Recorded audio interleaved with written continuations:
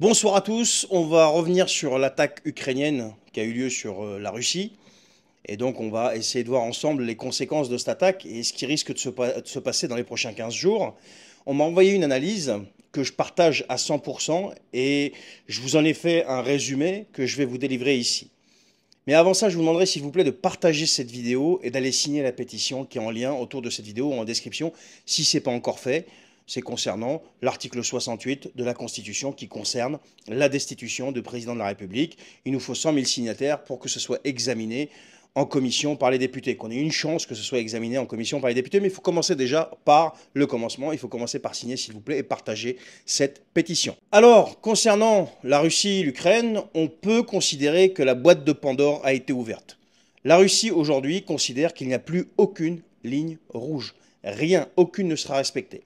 Alors des crises, il y en a déjà eu plein, il y a eu la Serbie en 99, il y a eu l'Irak en 2003, la Libye en 2011 et bien d'autres, mais là ce qui vient de se passer, ça dépasse vraiment tout ce que le monde a connu depuis quand même la crise des fusées à Cuba en 1962.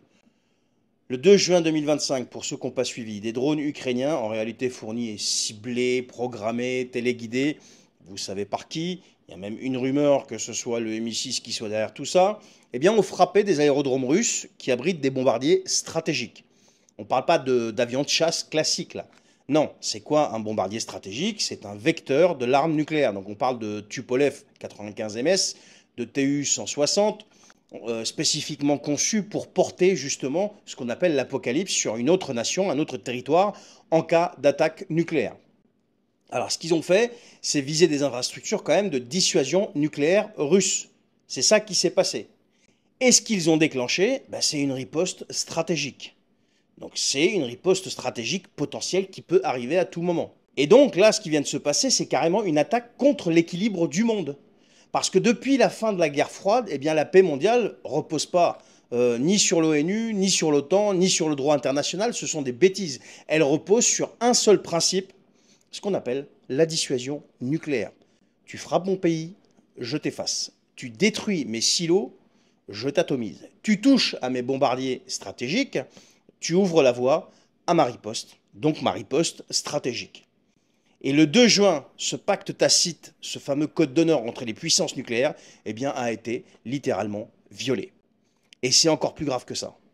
Parce que cette attaque a exploité une faille créée par les traités internationaux eux-mêmes. De quoi on parle? On parle du fameux traité New START. Donc c'est un traité qui a été signé le 8 avril 2010 à Prague entre Barack Obama et Dmitri Medvedev. Donc le traité New START, c'est ni plus ni moins qu'un accord de réduction des armes stratégiques nucléaires. Donc il limite le nombre d'ogives déployées à 1550 avec 700 vecteurs, donc missiles, sous-marins, bombardiers, etc. Jusque-là, rien d'anormal. Mais ce traité impose aussi une visibilité permanente des bases stratégiques. Donc les bombardiers nucléaires doivent être stationnés dans des zones ouvertes, connues, visibles par satellite. Pourquoi à votre avis? Eh bien simplement pour que l'autre partie puisse vérifier que rien n'est en préparation. Et c'est précisément cette clause de visibilité qui a permis à l'Ukraine, avec l'aide directe des satellites donc américains et autres, de cibler précisément les lieux de stationnement des bombardiers russes.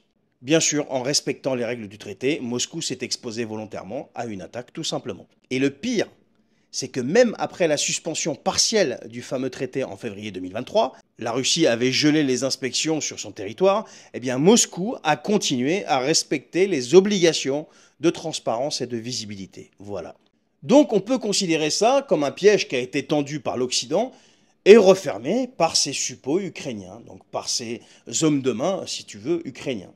Tout ce que je vous dis là, c'est vérifiable. J'invente rien. Et encore une fois, si vous voulez vérifier des faits, allez lire l'excellent livre de mon ami Jean-Michel Jacquemart Festin. Ne leur pardonnez pas 3, ils savent très bien ce qu'ils font. L'empire du mensonge. Je peux vous garantir que vous allez tomber de votre chaise tellement que dans ce livre, il y a des sources et tellement il y a d'informations qui sont vraiment authentiques et qui vous prédisent tout ce qui est en train de se passer aujourd'hui. Mais c'est pas tout. Écoutez bien et partagez s'il vous plaît cette vidéo. Depuis novembre 2024, eh bien, Vladimir Poutine a signé un décret qui va officialiser la toute nouvelle doctrine nucléaire de la Russie. Donc une attaque directe sur les vecteurs de dissuasion nucléaire russes, y compris les aérodromes de bombardiers stratégiques, eh bien, pourra être considérée comme une attaque existentielle, ce qui justifiera éventuellement, on ne l'espère pas, une réponse nucléaire. Et donc ce décret est très clair, tu vises un TU-160, tu vises la souveraineté russe. Tu vises une base stratégique, tu ouvres la voie à la réplique stratégique et donc à l'apocalypse. Et ce 2 juin-là, c'est exactement cette ligne-là qu'ils ont franchie. Mais l'Occident continue de croire que la Russie va encaisser sans répliquer, qu'elle va contenir, qu'elle n'a pas les moyens ou le courage de répliquer. Et pourtant, c'est précisément parce qu'elle peut tout raser en moins de 48 heures qu'elle a pris le temps et qu'elle a attendu, qu'elle a laissé des portes de sortie. Ils ont tenté de négocier, ils ont proposé des négociations. Mais le problème, c'est que cette patience, elle est en train de disparaître, les amis. Vladimir Poutine prévient, il n'y a plus de ligne rouge. Le discours a été très clair, froid, calculé, très menaçant. Je cite, ils ont signé leur propre verdict. Il n'y a plus de ligne rouge et ils le regretteront. Fin de citation. Alors, on a connu les discours de façade, on a connu les menaces diplomatiques, on a connu le bluff, mais là, on est face à une déclaration stratégique de changement de doctrine en direct. Poutine ne promet plus de réponse proportionnée. Il parle désormais de frapper ailleurs, différemment, là où ça fait mal. Et quand on connaît le logiciel russe, ça peut vouloir dire 3 choses. La première, c'est frappe massive sur les infrastructures électriques ukrainiennes. La deuxième, neutralisation des centres OTAN en Europe de l'Est. Et la troisième, réplique cybernétique contre les satellites de communication ou de guidage occidentaux. Ce que le grand public ne comprend pas, c'est que jusqu'à présent, la Russie, je pense qu'elle a été très très patiente. Regardez le rapport de force, depuis 2022, ils auraient pu quand même vitrifier l'Ukraine en moins de 24 heures. La Russie aurait pu quand même couper 100% de l'électricité, détruire tous les ponts ferroviaires, anéantir les centres de commandement, raser les infrastructures civiles stratégiques, pratiquer la stratégie de la terre brûlée. Mais les Russes ne l'ont pas fait. Pourquoi, à votre avis? Parce que Moscou voulait limiter les dégâts collatéraux, préserver quand même les relations futures et surtout ne pas déclencher l'article 5 de l'OTAN. Mais aujourd'hui, l'Ukraine a tué la modération russe. Ce que Zelensky a fait, il vient de flinguer la modération russe. Et en plus, quand il vient les appeler après à discuter à Istanbul. Et l'objectif stratégique de l'OTAN est très limpide. Épuiser la Russie par une guerre prolongée, affaiblir son complexe militaro-industriel et créer une fracture interne et préparer surtout un changement de régime à Moscou. Ils veulent faire tomber Poutine. Et ce plan repose sur 2 illusions. La première, c'est que la Russie acceptera indéfiniment d'être humiliée.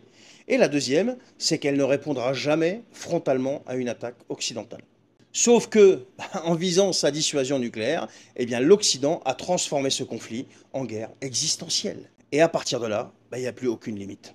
Et Poutine l'a dit, toutes les digues ont sauté, il n'y a plus de ligne rouge. Et là, c'est pas Macron ni Merz qui tirent les ficelles, ce sont les mêmes que d'habitude, les néoconservateurs américains, tout simplement. Les purs produits des fameux think tanks néoconservateurs obsédés par l'hégémonie mondiale des États-Unis.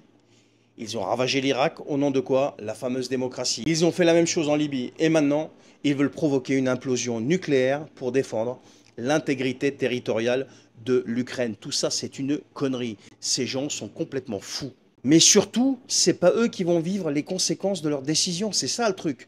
Ce sont les peuples d'Europe, de Russie, des États-Unis et d'ailleurs qui vont payer l'addition. Et l'addition va être terrible si jamais ça va jusqu'au bout. Et donc maintenant, ce qui est intéressant de savoir, c'est ce qui pourrait arriver dans les 15 jours.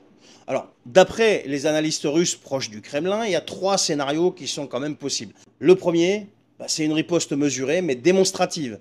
La Russie frappe des nœuds ferroviaires ukrainiens, coupe l'électricité des grandes villes et détruit tout ce qui est centre de commandement militaire, etc., etc. Le deuxième scénario, c'est une escalade ciblée contre l'OTAN. Donc Moscou neutralise un satellite, par exemple, de communication militaire occidentale pour envoyer un signal fort sans toucher à un pays membre de l'Alliance. Et le troisième, réplique punitive majeure, là c'est des armes hypersoniques, on parle de Zircon, de Kinjal, etc., qui détruisent les stocks d'armement occidentaux en Ukraine et les pistes d'atterrissage utilisées pour le ravitaillement. Alors chaque option est un avertissement, mais toutes comportent quand même le risque d'un point de bascule. Et donc la Russie aujourd'hui ne joue plus. Depuis 3 ans, on a entendu par exemple des moqueries. Ouais, les Russes sont lents, les Ukrainiens avancent, Zelensky va récupérer la Crimée, les Russes n'ont plus les moyens, l'armée russe est en lambeaux, etc., etc. Mais dans les faits, l'armée russe, elle tient. Elle monte en puissance, elle prépare peut-être quelque chose, même très certainement. Elle est aguerrie maintenant, elle a 3 ans d'expérience. Et surtout, elle a gardé ses options ouvertes. L'attaque du 2 juin, les amis, a changé complètement les règles du jeu. Ce n'est plus du tout une guerre régionale, c'est un affrontement civilisationnel.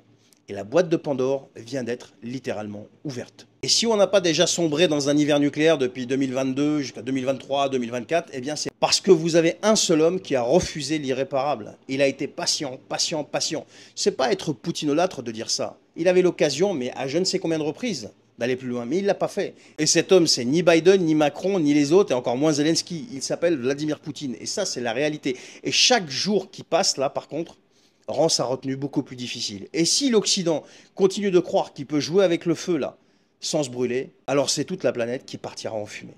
À cause de quoi? Je vous laisse me répondre. Voilà, merci les amis, merci à la personne qui m'a envoyé cette analyse, que je partage, mais à 200%. Je vous souhaite une bonne soirée, une bonne journée. Je ne sais pas à quelle heure vous regardez cette vidéo. Partagez-la s'il vous plaît. Signez la pétition et prenez soin de vous. Salut!